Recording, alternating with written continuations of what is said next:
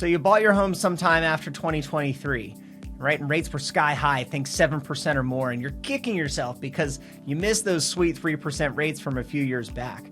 I mean, who wouldn't want to go back in time and try to snag those deals? But here's the thing. You've probably heard that catchy little phrase, date the rate, marry the house. Right? It's kind of cute, right? Except now you're wondering, okay, when can I actually break up with this rate? Well, stick with me because in this video, we're diving into exactly when you should refinance your mortgage. And I'm going to give you a very simple rule to figure that out. So let's go. So let's say you locked in at 7%. And don't worry, you're not alone, right? Mortgage rates have been absolutely brutal these last few years. But here's the good news. Rates don't always stay high forever.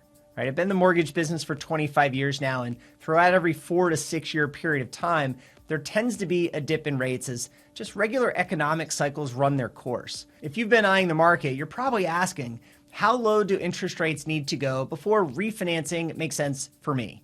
And that's the $1 million question, or at least the several $1,000s a year question, depending on the size of your loan. Now, today I'm going to break down a very simple method that you can use to know if refinancing is worth it, so that you can ditch that old high interest rate of yours. All right, so let's get into it. It's important to know refinancing isn't just about chasing a lower interest rate. It's about making sure the math works, that the interest savings you get on this new loan, that it balances out the costs over some period of time that you find appropriate. Because here's the deal, refinancing isn't free. I mean, it can be, but that's a video for a later time. Closing costs exist for every single transaction. You have lender's fees, title charges, maybe an appraisal or local recordation taxes. And in some cases, lenders are teasing low interest rates by charging you all kinds of points or having you prepay some of the interest at closing in exchange for this low interest rate. Now, for this example, I'm going to assume a 0-point refinance in the Washington, D.C. metro region, which is where I am, which has an average cost of, let's just say $5,000. It's probably a little less, but let's just run with that. Now, my simple rule for refinancing is what I call the 18-month rule. The 18-month rule is simple. You need to recoup your closing costs in new loan interest savings within 18 payments. But why 18 months? You know, there's a lot that can happen in life and in markets in short periods of time. I find 18 months to be a good hedge against some unknown future, right? What if interest rates drop again in the future and you can refinance again? Or what if you decide to move? Now, there are times I recommend recapture periods that are longer. So stick with me and I'll touch on that at the end. But first, let me explain the easy math that you can follow to determine your recapture period. The 18-month rule formula is very simple. The first is to figure out your annual interest savings.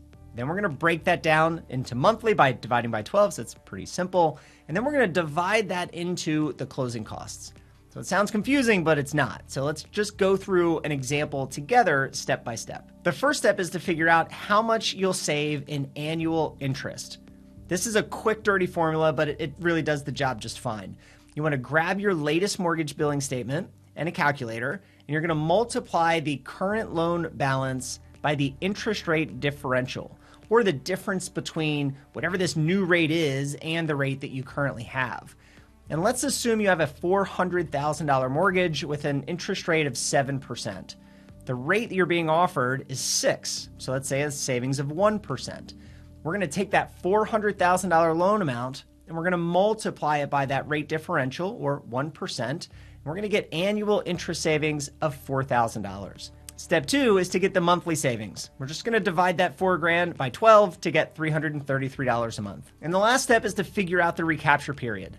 This is when the savings equals the cost, right? You're going to divide the closing costs by your monthly savings, or in this example, the $5,000 in closing costs by the $333 of monthly savings. In this case, this gives us 15 months. It will take you 15 months of saving $333 a month to equal the initial transaction cost that you paid for that refinance. And for me, that's a pretty good loan to consider. But now let's change the scenario a little bit. Let's assume that this lender is charging 1.5 points to offer you that good 6% rate. All right, quick pro tip, very important one, and not just for this video, but for all financial products. Lending products are sales products. And many companies train their loan officers to be sales converting specialists. That means that they will relentlessly sell you on why whatever this structure is they're showing you, why it makes so much sense. And the reason I'm doing this video is to give you something to fall back onto so that you can either validate or invalidate whatever they're telling, or should I say selling you. Now, this is especially important when dealing with your loan servicer. I have found them to be by far the worst offenders. Okay, back to our example. 1.5 points equals a fee that is 1.5% of your loan amount. So if we're sticking to that same example, 1.5 points on $400,000 is $6,000 of additional closing costs. That means the total transaction cost is now $11,000.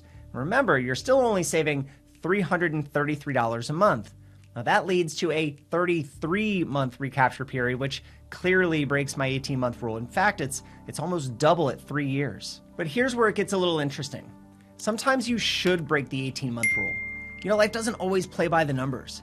And maybe you're switching jobs, or you're becoming self-employed, where financing gets a little tougher for a few years.